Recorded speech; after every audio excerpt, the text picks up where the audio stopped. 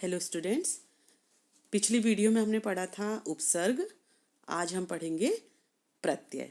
ठीक है, उपसर्ग और प्रत्यय दोनों ऐसी चीज़ें जो एक साथ आती हैं, लेकिन हमने पिछली वीडियो में केवल उपसर्ग पढ़ा। आज हम प्रत्यय पढ़ेंगे। जैसे मैंने आपको बताया था कि हिंदी में उपसर्ग जैसे होते हैं, किसी शब्द के पहले लग के उसके अर्थ को बदल देते हैं, तो ऐसे ही हिंदी में भी प्रत्यय होते हैं जो शब्द के बाद में लगते हैं। ठीक है, और संस्कृत में भी सेम उपसर्ग और प्रत्यय होते हैं। तो आज हम प्रत्यय देखते हैं। प्रत्यय की डेफिनेशन देखिए कि जो शब्दांश शब्दों और धातुओं के बाद में जुड़कर उनके अर्थ में परिवर्तन लाते हैं या उन्हें विशेषण बना देते हैं, ठीक है, वे प्रत्यय कहलाते हैं। तो ऐसे शब्दांश जो किसी भी शब्द हो चाहे धातु हो, उसके बाद में जुड़ेंगे और अर्थ को बदल देंगे और या उनको क्या बना देंगे, विशेषण बना देंगे, तो वो प्रत्यय कहलाते हैं। ठीक, धातुओं से संज्ञा विशेषण और क्रिया विशेषण बनाने के लिए जो प्रत्यय जोड़े जाते हैं उन्हें कृत प्रत्यय कहते हैं। ठीक है, कुछ प्रत्यय जो होते हैं वो धातुओं से धातु को संज्ञा बना देते हैं या विशेषण बना देते हैं या क्रिया विशेषण बनाते हैं, तो उन्हें कृत प्रत्यय कहते हैं। और कृत प्रत्ययों से जो शब्द बनते हैं उन शब्दों को कृदंत कहते हैं। ठीक है, तो प्रत्यय, कुछ प्रत्यय हैं, नाम मैं यहाँ पे बोलती हूँ, सुनिए ध्यान से। कत्वा प्रत्यय है, दूसरा ल्यप प्रत्यय है, तुमुन प्रत्यय है, अनियर प्रत्यय है और तव्यत प्रत्यय है। कत्व प्रत्यय का यूज जो होता है वो करके के अर्थ में होता है। ठीक है, अभी हम जब उदाहरण पढ़ेंगे तब समझ में आ जाएगा कि कैसे करके के अर्थ में होता है। ल्यप प्रत्यय जो होता है उसका प्रयोग उपसर्ग युक्त धातुओं के साथ होता है। ये भी करके के अर्थ में होता है, लेकिन इसमें ये उन्हीं धातुओं में होता है जिसमें उपसर्ग लगा होता है। तुमुन प्रत्यय का जो प्रयोग होता है वो के लिए के अर्थ में होता है। अनियर प्रत्यय जो होता है उसका प्रयोग चाहिए के अर्थ में होता है या योग्य के अर्थ में होता है। ठीक है, तव्यत प्रत्यय जो है उसका यूज भी चाहिए या योग्य के अर्थ में होता है। अब जब हम उदाहरण पढ़ेंगे तब समझ में आएगा अनियर का किस तरीके से यूज हो रहा है और तबीयत का किस तरह से यूज हो रहा है। ठीक है, तो हम कुछ एग्जाम्पल यहाँ पर पढ़ लेते हैं। अब यहाँ पे जैसे है धातु कृ, ठीक है, और उसमें कत्वा प्रत्यय लगा है, तो हमारा कृ धातु जो बन जाएगा कत्वा। और अगर इसमें ल्यप तो प्रत्यय इसमें नहीं लगेगा क्योंकि ये उपसर्ग युक्त नहीं है। इसमें अगर तुमुन प्रत्यय लगेगा, किसमें, कृ धातु में अगर तुमुन प्रत्यय लगता है, तो हमने अभी पहले बताया था कि जो तुमुन प्रत्यय होता है उसका प्रयोग के लिए के अर्थ में होता है। तो कृ धातु जो है वो कर्तुम बन जाएगी, तो इसका अर्थ क्या हो जाएगा, करने के लिए। ठीक है, कत्वा का अर्थ होगा करके और कर्तुम का अर्थ होता है करने के लिए। फिर इसके बाद है अनियर प्रत्यय। तो अनियर प्रत्यय के बारे में जब मैं आपको बता रही थी तो मैंने बताया कि अनियर का प्रयोग जो होता है वो चाहिए या योग्य के अर्थ में होता है। ठीक, तो क्री धातु के साथ अनियर प्रत्यय लगा तो क्री जो है वो क्या बन गया, कौन सा शब्द बन गया, करणीय। ठीक, और इसका अर्थ क्या हो गया, करना चाहिए। ठीक, करना चाहिए या करने योग्य। इसके बाद है तव्यत प्रत्यय। तो कृ धातु में जब तव्यत प्रत्यय लगा तो शब्द हमारा क्या बना, कर्तव्यम। और कर्तव्यम का अर्थ भी यही हुआ, करना चाहिए या करने योग्य। ठीक, क्योंकि हमने पढ़ा था कि तव्यत प्रत्यय का प्रयोग भी चाहिए या योग्य के अर्थ में होता है। अब हम दूसरी धातु ले लेते हैं। दूसरी धातु है गम। अगर गम में कत्वा प्रत्यय लगता है तो हमारा शब्द क्या हो जाएगा, गत्वा। ठीक है, ध्यान रखना, गमकत्वा नहीं होगा, गत्वा यानी जाकर। करके के अर्थ में बोला था ना मैंने, तो जाकर। और ल्यप प्रत्यय अगर लग जाता है गम में तो शब्द हमारा क्या बन जाएगा, ये उपसर्ग युक्त है ना, तो हमने कहा था कि उपसर्ग युक्त में जब अल्यप प्रत्यय लगता है तो किसके लिए यूज होता है, करके के अर्थ में यूज होता है। तो गम में आगम हमारा शब्द बना, तो ये आकर या आकर के। और गम धातु में अगर तुमुन प्रत्यय लगेगा तो हमारी गम धातु जो है वो किस शब्द में बदल जाएगी, गंतुम। और तुमुन प्रत्यय के बारे में मैंने क्या कहा था कि ये के लिए के अर्थ में प्रयोग होता है, तो गंतुम का मीन्स क्या हो गया, जाने के लिए। ठीक, इसके बाद गम धातु में अनियर, अनियर प्रत्यय लगता है तो हमारी गम धातु क्या बन जाएगी, गमनीय। नया शब्द बन जाएगा गमनीय। और अनियर का अर्थ मैंने क्या बताया था, चाहिए या योग्य के अर्थ में होगा। तो गमनीय मीन्स क्या होगा, जाने योग्य। ठीक है, हम यहाँ पे जाना चाहिए नहीं कहते हैं, जाने योग्य। इसके बाद दूसरा जो है तव्यत प्रत्यय हमारा लगा है गम धातु में, तो शब्द हमारा बन के आ गया गंतव्यम। तो ये भी मैंने कहा था चाहिए के अर्थ में होगा, तो इस शब्द का अर्थ हमारा बन जाएगा जाने योग्य या जाना चाहिए। ठीक है, नेक्स्ट हमारी धातु है पठ। अब पठ धातु में हम प्रत्यय लगाएंगे अलग अलग।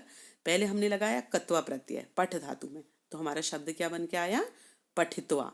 और अर्थ क्या होगा होगा इसका, पढ़कर। मैंने बोला था ना पढ़ करके के अर्थ में हम प्रयोग होता है कत्वा धातु का, तो पढ़कर। अगर ल्यप प्रत्यय लग जाता है पठ धातु में, तो हमारा शब्द क्या बनेगा, आपठ्य।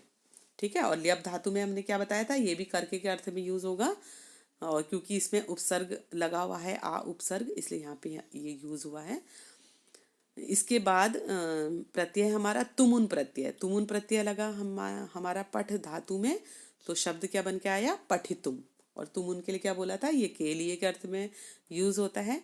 तो हमारी पठ धातु का नया शब्द बना पठितुम, और इसका अर्थ हुआ पढ़ने के लिए।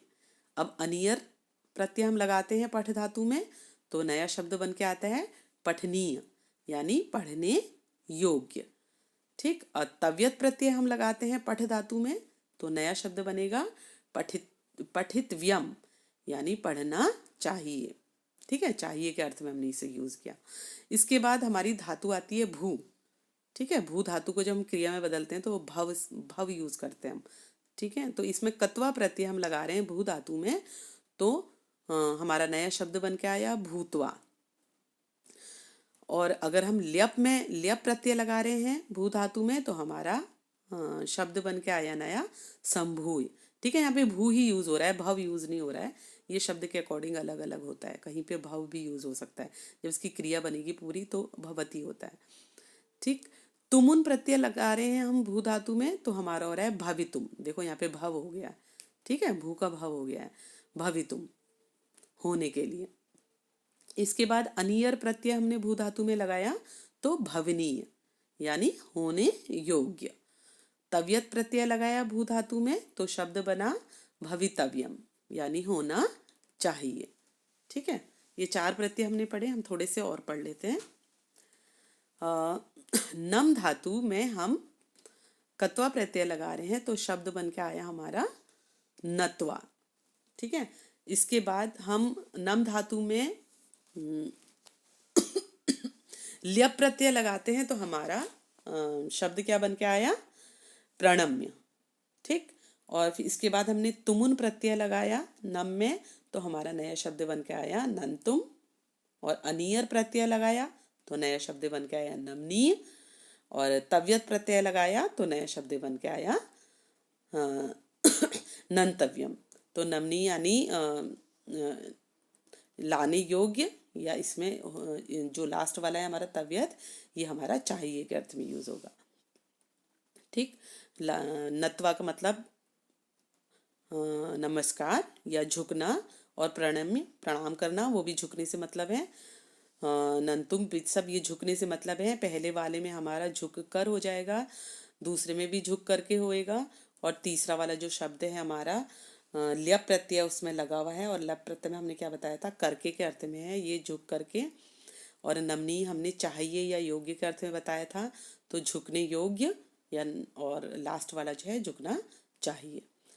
इसके बाद है हमारा धातु जो है नी मीन्स लाना। तो नी में हमने प्रत्यय लगाया कत्वा, तो हमारा नया शब्द क्या बन के आया, नीतवा। ठीक है, और दूसरा हमने ल्यप प्रत्यय लगाया, क्योंकि उपसर्ग युक्त है, तो हमारा शब्द बन के आया आनीय। तुमुन प्रत्यय लगाया, तो हमारा शब्द क्या बन के आया, नेतुम। और अनियर प्रत्यय लगाया, तो हमारा शब्द बन के आया नयनी। ठीक है, ले जाने योग्य। उसके बाद हमने तव्यत प्रत्यय लगाया, तो नया शब्द बन के आया नेतव्यम, यानी ले जाना चाहिए। ठीक है, तो पहला शब्द का अर्थ हो गया लेकर, दूसरे का भी अर्थ हो गया लेकर के, और तीसरे का अर्थ भी करके के अर्थ में ही होता है। और चौथा और पांचवा मैंने आपको बता दिया। इसके बाद हमारी अगली धातु है हस, यानी हंसना।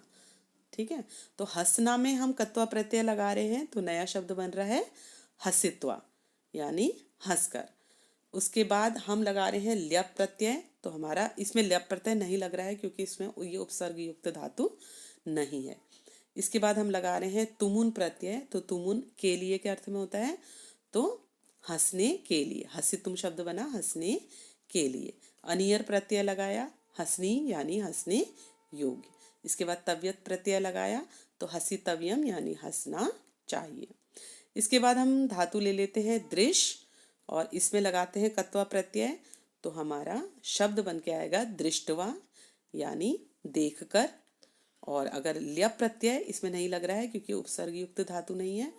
इसके बाद तुमुन प्रत्यय हमारा लगा, तो नया शब्द बना, दृश्य से हमारा नया शब्द बना दृष्टुम, यानी देखने के लिए। नेक्स्ट हमने अनियर प्रत्यय लगाया दृश्य धातु में, तो बन गया दर्शनी, यानी देखने योग्य। तव्यत प्रत्यय लगा दृश्य धातु में, तो हमारा शब्द बना दृष्टव्यम, यानी देखना चाहिए। इसके बाद हम ले लेते हैं खाद धातु, और इसमें कत्वा प्रत्यय लगाते हैं, तो खादित्वा यानी खाकर। ल्यप प्रत्यय नहीं लग रहा है। तुमुन प्रत्यय लगाते हैं, तो शब्द बना खादितुम, यानी खाने के लिए। इसके बाद हम अनियर प्रत्यय लगा रहे हैं खाद धातु में, तो खादनी यानी खाने योग्य। और इसके बाद तव्यत प्रत्यय लगा रहे हैं, तो खादितव्यम यानी खाना चाहिए। नेक्स्ट है हमारी धातु रक्ष, तो रक्ष में हम कत्वा प्रत्यय लगा रहे हैं, नया शब्द बन के आया रक्षित्वा। रक्ष यानी रक्षा करना, तो रक्षा करके। ल्यप प्रत्यय इसमें नहीं लग रहा है। इसके बाद तुमुन प्रत्यय हम लगा रहे हैं रक्ष धातु में, तो शब्द बन के आ रहा है रक्षितुम, यानी रक्षा करने के लिए। इसके बाद रक्षिणी अनियर धातु, अनियर प्रत्यय लगा के बना हमारा रक्षा करने योग्य। और तव्यत प्रत्यय लग के हमारा नया शब्द बना रक्षितव्यम, यानी रक्षा करना चाहिए। इसके बाद नेक्स्ट धातु हम ले लेते हैं स्था। स्था मीन्स ठहरना या बैठना, तो इसमें हम कत्वा प्रत्यय लगा रहे हैं, तो हमारा नया शब्द बना स्थित्वा, यानी बैठकर या ठहरकर। और इसमें हम अगर ल्यप प्रत्यय लगा रहे हैं, तो हमारा नया शब्द बना उत्थाय। ठीक है, अगर हम इसमें तुमुन प्रत्यय लगाते हैं, तो स्था हमारा शब्द बन जाता है स्थातुम, ठहरने के लिए या बैठने के लिए। इसके बाद हमारा अनियर प्रत्यय लग रहा है, तो स्थानी यानी ठहरने योग्य। तव्यत प्रत्यय लगता है स्थितव्याम, यानी ठहरना चाहिए।